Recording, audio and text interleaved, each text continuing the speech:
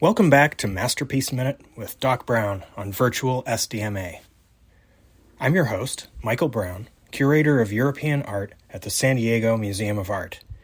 Drop in the first Friday of each month to pick up a new mini-talk led by SDMA curators and special guests, spotlighting works of art from the museum's collection.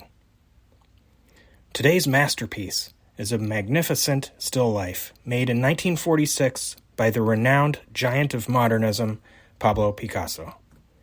It is a lithograph from a numbered edition of only 50, along with 18 proofs, of which this is one. Hovering just beneath the surface of Black Pitcher and the Death's Head is the specter of World War II, and an allusion to one of Picasso's most defiant works of art.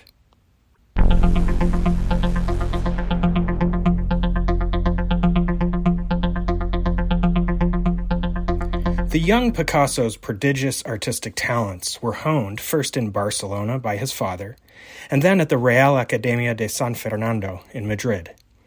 In the early 1900s, he became interested in the post-impressionist movements in Paris. He pored over illustrations he found in contemporary art magazines, and finally he relocated to the French capital in 1904. While he spent the rest of his life in France, he would not forget his Spanish roots, especially the masterpieces he studied both at the Academy and on numerous visits to the Museo del Prado in Madrid, the national museum he eventually led as director in absentia during the Second World War. Picasso fully understood the significance of still life to the art history of Spain. The humble bodegon tradition pioneered by Juan Sanchez Cotan, as we learned in episode 1 of this podcast, would subsequently be practiced to stunning effect by Zurbarán, Velázquez, and Goya. In one sense, with Black Pitcher and the Death's Head, we see Picasso aligning himself with his visionary artistic forebears.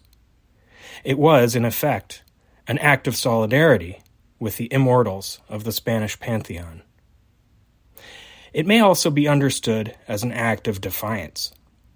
1946 was a breaking point for Picasso. He had weathered the Nazi occupation of Paris, promising Matisse he would guard both their bank vault storerooms of artwork, which he did with Odyssean guile during a meeting with Nazi inspectors. In 1946, he would retreat to the south of France for the remainder of his career. Picasso's defiance of Nazism, of fascism, of the horrors of war and genocide can be found in the objects in the still life. Executed using greasy crayon and black ink scraped away in areas to heighten contrast, the composition's theme is known as a vanitas, referring to the transitory nature of worldly pursuits indicated by the book and the wine jug. Even more to the point, the skull, as memento mori, is more than just a reminder to the viewer of the transience of human life, but also a specific reference to a bronze sculpture Picasso made secretly in 1941 during the Nazi occupation. Known as the Death's Head, Picasso's bronze sculpture of a human skull was produced during an imposed ban on using metals for anything other than ammunition.